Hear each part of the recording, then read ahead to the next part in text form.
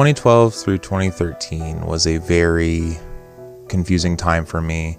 It was unique because it was for the first time in about 3 or 4 years I was a single person. I didn't have a relationship to occupy my time. I didn't have someone to have any semblance of responsibility to, and I'll elaborate on that later. But I think this reflects in my music as well when I talk about the primary piece I composed between 2012 and 2013 was Last First Kiss. And I primarily composed that in the spring of 2013, but these segments and dissections of my last decade basically start with the previous school year. So going from fall to spring. So starting in fall 2012, going into spring 2013. And looking back on that time period, I was newly single. I didn't have a codependent relationship to rely on. And what I learned about myself was that I told a lot of fibs and white lies. And so I was coming to terms with myself to stop lying. And you'd think that would be a simple thing to do, as simple as that sounds, but I think for any of us, we fall into a trap where the lies start out small, and of course they build up and become even bigger, and then before we know it, we become addicted to our lies. And that's one of the big takeaways I learned from getting out of my relationships, was, at least the romantic relationships, is that I lied a lot in those relationships, and that created a lot of codependency as well. And so I found myself really codependent on the girls that I dated, and if they were happy, I was happy kind of feeling, and to an extreme too. And then there'd be also periods where I'd go to the opposite side and just not even care what they think and kind of do what I wanted. But then if they were really mad at me, if they were really upset with me, that really affected me in a unhealthy way. I'd become depressed, I'd become anxious, and it wouldn't motivate me to become a better human. So when I walked into my junior year at Murray State, I wasn't defined as so-and-so's boyfriend or in a relationship with such and such. I was just Jacob Thede. I was just Jacob Thede the musician, Jacob Thede the Christian, Jacob Thede the junior in Murray State, Jacob Thede, hey, it's that guy whose parents are on campus that work here, and that wasn't that bad of a deal. But my definitions had changed, my identity shifted in that year. And so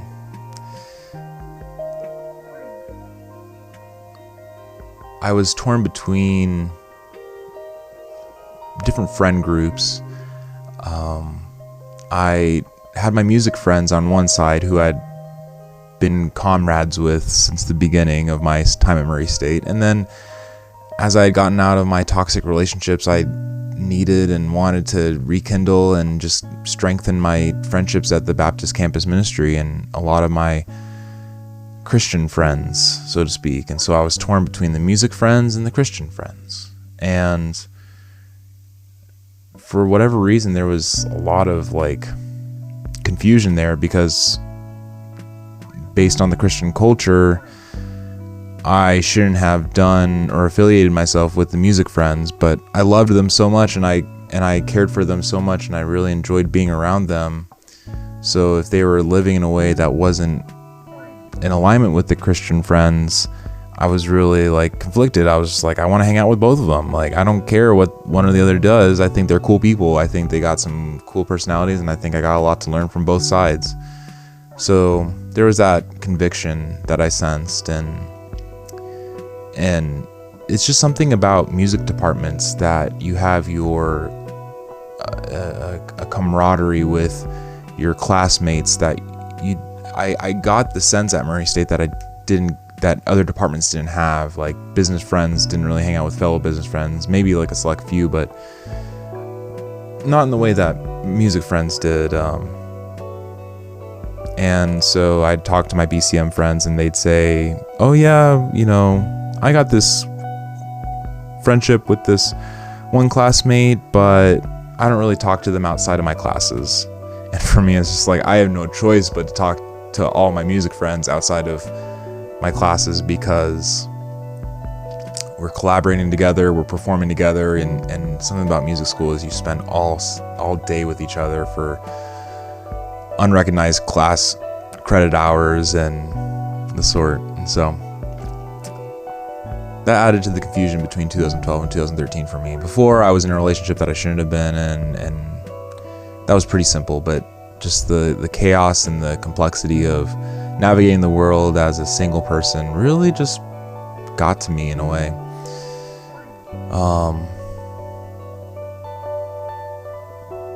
And so yet, even though I felt closer to my music friends, I still chose and in a way forced myself to confide in my Christian friends. I was confessing deeply personal things to them,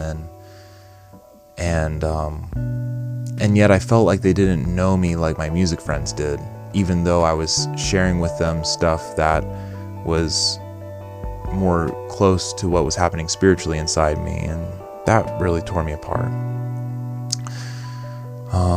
So with my music friends, I began to go to parties with them. All my first experiences with drinking were with my music friends, and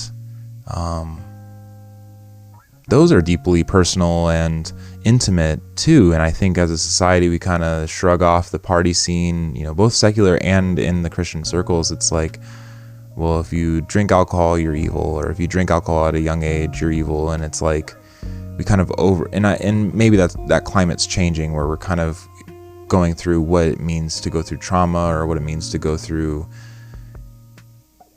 deeply intimate experiences when you're young. But I was dealing with that as well. I felt this claustrophobia that's just natural when you are going to the same school that you grew up in the same town in, and that's how Murray was. I went to the 13th grade. I continued my education at Murray State, and so I knew my family was there. I knew the church that I grew up in, that everyone was still living there, and so if I had gone to somewhere else, nobody would know who I was in a way. I'd still develop relationships and people would know me, but not in such a intrinsic, claustrophobic way that growing up in the same town and going to the same school did for me. And so I was already convicted about lying to all those girls and messing them up. And then getting out of those and tapping into my community, it's like I was grappling with what it meant to be a truthful, honest person, what it meant to be a good person for the first time. And so I remember one time at the beginning of the year, in the fall of 2012, I went to a friend's apartment, and there were a couple of us marching band people there. And when I look back, there could have been some risk and danger there, but I look back and it's like, that was one of the most safest places I could have been at that time to drink and to converse, and because they didn't mind if I spent the night, if anything happened to me, if I was too far gone. I didn't get too far gone. I would go home, but I was safe. I was safe to stay the night there. I didn't have to drive. I didn't have to confront anybody, like all these things. But I do have a distinct memory that and to this day, I still haven't smoked weed or done any even harder drugs. And so I remember being out in the front porch, and I think I just drew the line there. I think it was mostly out of fear that like I didn't know what the repercussions would have been. And so basically I just said no at the time, and eventually, as I kind of recovered myself, I did make a personal pact with myself, a personal covenant that I got a lot of vices in this world. I don't need to add more. And so that would be kind of my excuse for not smoking weed or doing anything else that was hard. And so all this conviction, I was just a torn mess my junior year of Murray State, and so that was the beginning of the year. But yeah, I was free in a sense that year too. So amongst all this conviction and internal division, I was liberated in a sense, because I wasn't responsible to anybody, and I wasn't responsible for how they felt, for them messing me up and me messing them up. And that was such an incredibly good feeling to have throughout that year. Was I wasn't in a sense tied to anybody. I didn't have that deep connection with anybody, and I needed that. Of course, we all need deep connections with friends and family, but like I was trying to find that and confide that in a romantic, even sexual way, and I shouldn't have, and it messed me up and messed them up. And so I was leaving those unhealthy habits of codependency, and it felt incredibly good to be liberated from them. And so when I look back on my junior year of music, and I just dug up Last First Kiss. It's a piano solo, and you can hear the different sections that are not complete in a sense, and you can hear certain ideas start and certain ideas end a little too soon. And I just remember being so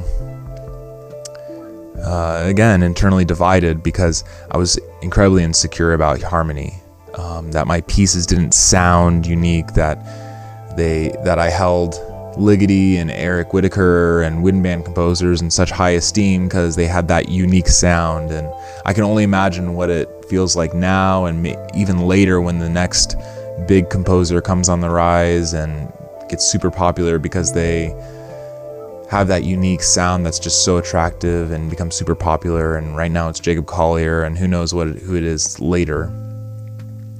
But there will always be that. There will always be that composer or musician or artist that is just exemplary and entirely unique and entirely gifted and talented, and intimidatingly so, that you just become super insecure about music. And for me, I was insecure about harmony. I just knew nothing beyond 2-5-1 and staying within the diatonic scale.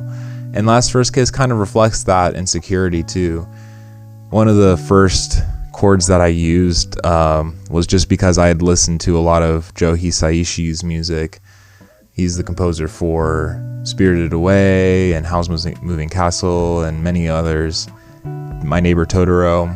And in those compositions, he uses this extended version of just a simple 5/5 secondary dominant chord.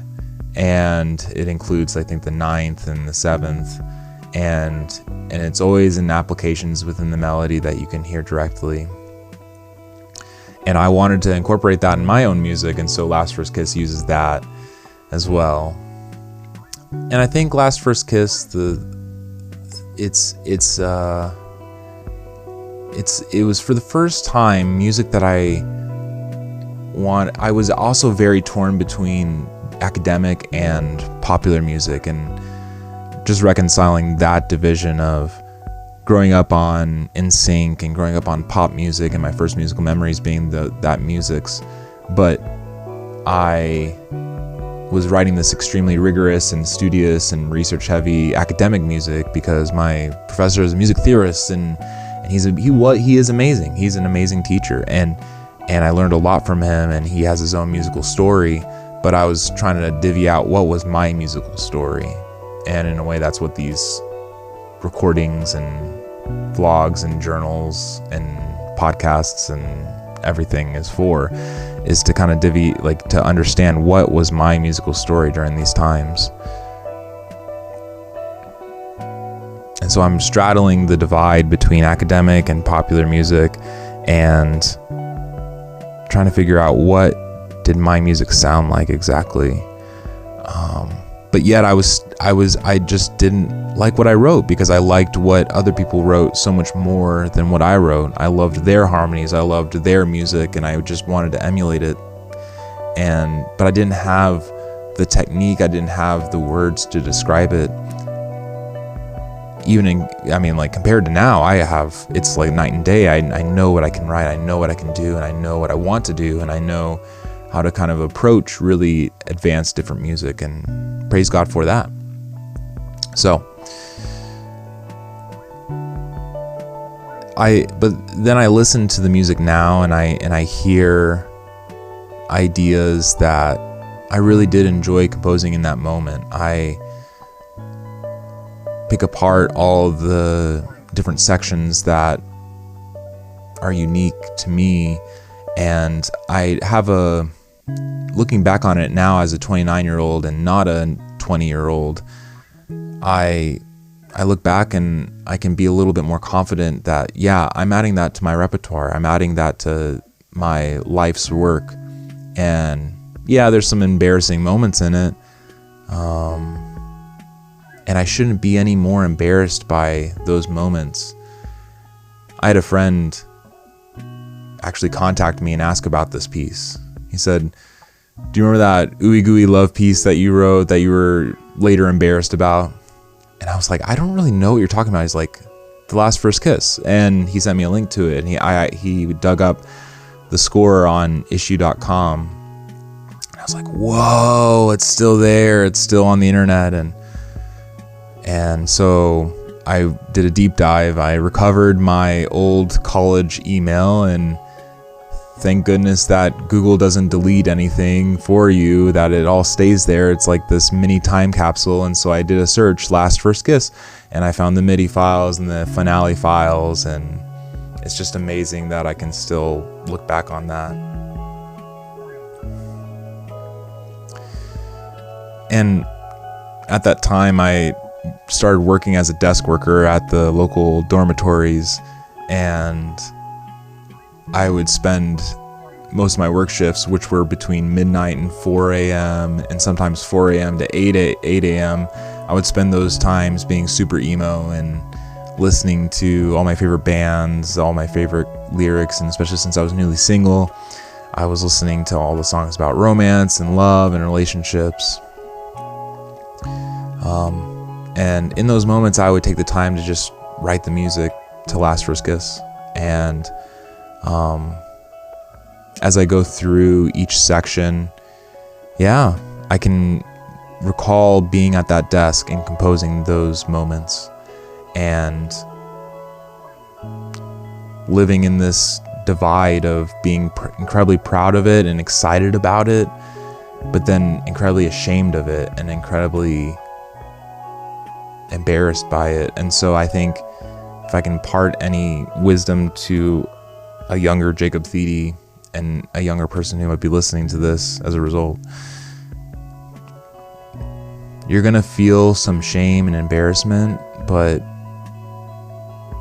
you wanna look back and just embrace who you were in the past, embrace who you were, because the world has a million reasons to critique you and to tell you why what you did was stupid, embarrassing, childish, amateurish, pointless.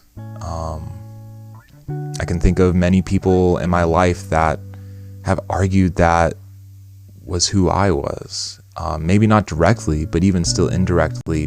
I have many people who I can think of that might make me feel shame for the creative output that I did. Just because I saw them mock others and I saw them mock other people's work. And I think because I was exposed to those kinds of people, I know exactly who I am. I know that I am not a glass half empty person. I think that is in part because of my faith. I think it may be part of my inherent temperament that if I was never exposed to religion and if I was never exposed to Christianity, maybe my temperament would have been predisposed to be optimistic. But I think growing up in the church, I think that's one thing I have to be incredibly thankful for, is just the optimism of Christianity. Despite all of its mistakes, despite all of its hurt that it's caused people, the gospel, plain and simple, if you read Jesus's life and you read Jesus's words, if you read Paul's words, if you read his letters to the various churches, I was reading Philippians today and just going over the classic, to live is Christ and to die is gain. What more of a statement can you get than that? I don't want to say that is inherently optimistic. It's just that when you are a Christian, that is a state of being and that is truth. It is neither an opinion or optimism or pessimism, but it is truth. And so I think that's where I get that vantage point. Into the world and people who don't, adhere to my belief system, they just kind of look at that and like, wow, that's a very glass half full way of life, that you get to live and experience Christ and enjoy Christ and experience his blessings, but also suffer for him and suffer with him. But in the end, when you live, it's a good experience. But then when you die, you get to go and experience him and be in the new heavens and the new earth, or whatever your eschatological,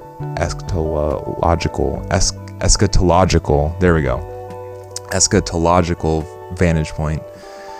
And I wrote that down, and I think it really does help me parse out who I am and who God's made me to be. That despite temperament, I think because of being blessed with great teachers that taught Paul's letters, that to live is Christ and to die is gain, that is not an optimistic way of life. That is just how, as the believer, should view Christ and view life.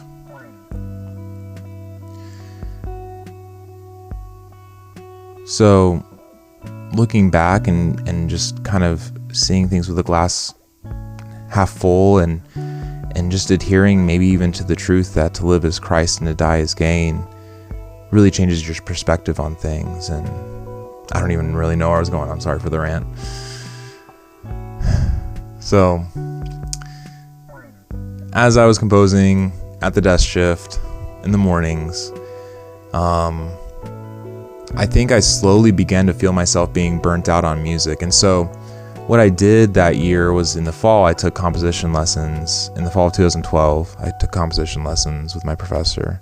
And I wrote a euphonium quartet.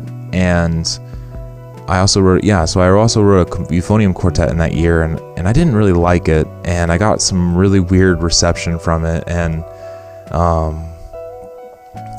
But I think it was necessary because I explored different ideas. I tried to do like tempo modulation, and I tried to do different harmonies, different textures, and motivic development and all that stuff. I think the piece was based on these four tones, and oh my gosh. And I also got to experience writing for brass for the first time, and I think that was a lot of fun. And I wrote for my friends who were just incredibly talented at the euphonium, but in the end, I didn't really like the piece. I didn't really enjoy composing it.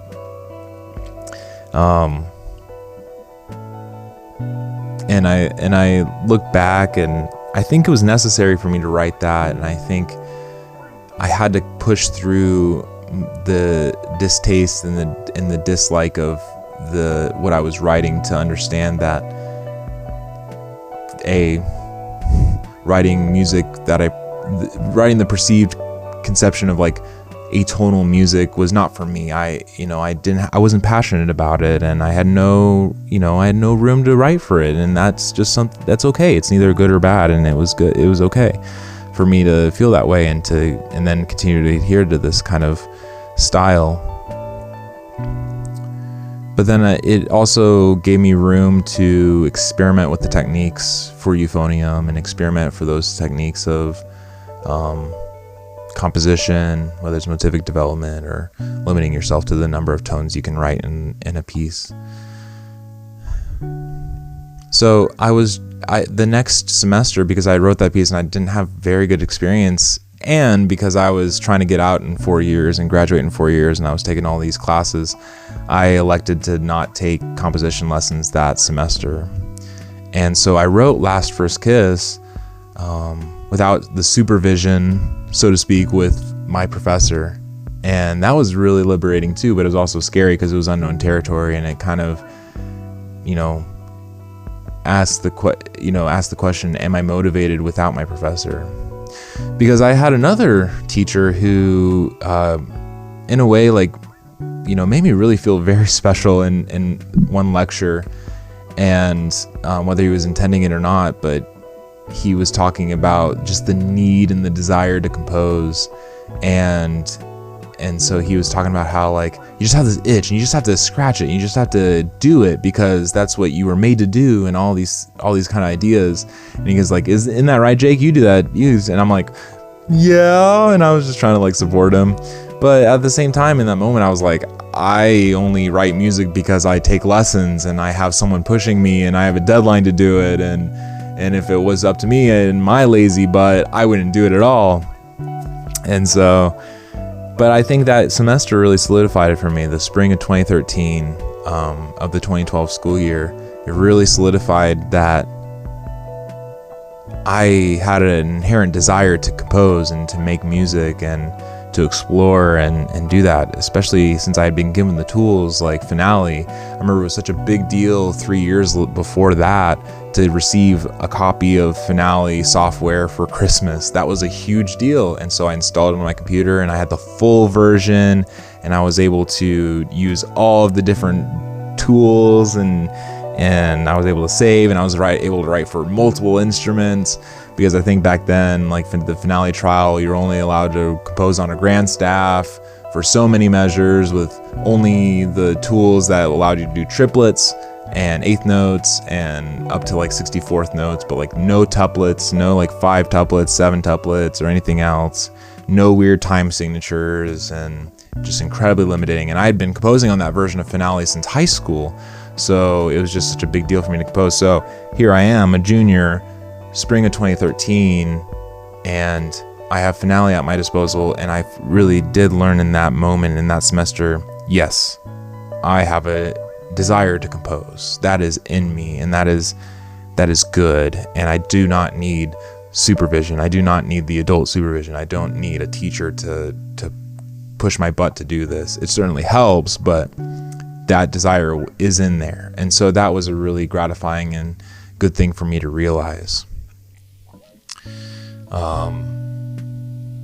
And so as I was composing that piece, it was because of a collaboration with a good friend, Paul Vera, who's killing it in the artist realm and becoming an amazing artist. And we collaborated, and so I wrote a piano piece to one of his drawings, and that inspired the creation of it. And I was so inspired by his art and his creativity, and that made me want to do the musical equivalent of it. And I think a small part of me has that check in my brain of just am I being a true artist? And I think one of my examples is DePaul Vera. So if you're listening to this, I don't know if you are DePaul, but you continue to be a marker and an inspiration to me, and not a codependent way, not a compare and despair way, but you continue to be an inspiration to me. And so from there, as I was composing in the spring of 2013, I was also learning how to play euphonium from scratch, because I had a dream to be in a drum corps and to be part of Drum Corps International and DCI altogether. And so I auditioned for Phantom Regiment, and I failed on my butt, but it was a good failure. And I came home and I continued to practice euphonium and baritone, and then I eventually auditioned for the Blue Stars, and I played in concert bands for the euphonium, and I got into Blue Stars, and later that summer I would march with them. And on top of all that too, I was preparing for a junior recital, and I was playing extremely difficult music with one of my best buddies, Eric Stroop, and yeah, it was just an incredible year altogether. And I think finally what I have to say is that last First Kiss is such a vulnerable piece for me, and I think that's why it's so hard to think about and talk about. It's so easy to be embarrassed and ashamed about, because, man, I put my heart out on the table. I put my whole naked body on display for everyone to see, and that's what it felt like writing that music. It was the first time that I wrote what I loved to listen to. I wrote what was influencing me, and I was able to get out of the academic mindset and try to succeed on my own. And I think this piece both succeeded and failed, but both were necessary. And it failed even better than my euphonium quartet. With my euphonium quartet, it was all about technique and the logical side of things. But Last First Kiss, it applied some compositional techniques, but it also applied some emotional techniques as a composer to be able to be emotionally, musically vulnerable.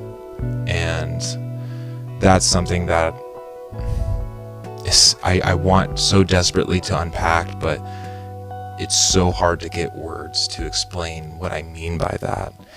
And I was listening to one podcast, and they were talking about the academicness of composition and how it's changed over time, and how on earth could it be this research, and like how on earth could a composer just get a PhD and write about music that people will never listen to.